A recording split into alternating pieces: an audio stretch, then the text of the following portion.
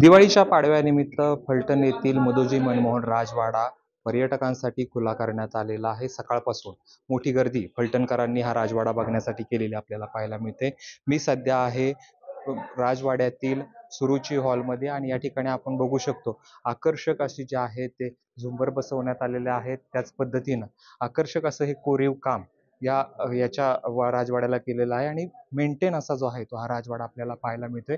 त्याच पद्धतीनं समोर असलेलं सिंहासन आत्ताची जी आहे ती नाईक निंबाळकरांची 29वी पिढी आणि 29वे वंशज जे आहेत ते रामराजे नाईक निंबाळकर आहेत, ज्यांचा राज्याभिषेक झाला आहे। त्यांना या गादीवर बसण्याचा मान आहे आणि आता जो मान आहे तो रामराजे नाईक निंबाळकर यांना आहे। खरं तर त्या काळात फलटण संस्थांचा कारभार याच दरबारातून चालायचा, याच सुरुची हॉलमधून चालायचा आणि या ठिकाणी जे आहे ते त्यांचं संपूर्ण मंत्रिमंडळ बसलं जायचं।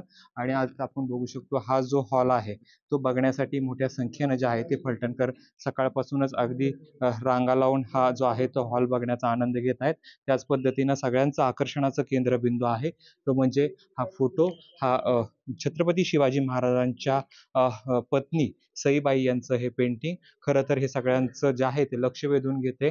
दरवेळेस म्हणजे प्रत्येकच वेळेस हा वाडा फलटणकरांना बघता येत नाही, मात्र पाडव्याच्या दिवशी जो आहे तो हा राजवाडा सगळ्यांसाठी खुला केला जातो। असं जरी असलं तरी याचं लवकरच एक संग्रहालय करणार असल्याचं रघुनाथराजे नाईक निंबाळकर यांनी सांगितलेलं आहे आणि फलटणकरांसाठी अगदी मोफत हा जो राजवाडा आहे तो म्हणजे संग्रहालय ज्यावेळेस होईल तो बघण्यासाठी खुला करण्यात आलेला आहे। खरं तर 1200च्या दरम्यान जो आहे तो नाईक निंबाळकर कुटुंब या ठिकाणी आलं आणि तेव्हापासून आज तागायत देखील या नाईक निंबाळकर कुटुंबांचा प्रवास जो आहे तो सुरू आहे। आत्ताची 29वी पिढी आहे आणि आजच्या दिवाळीच्या निमित्तानं मोठ्या संख्येनं फलटणकरांनी हे बघण्याचा आनंद घेतलेला आहे।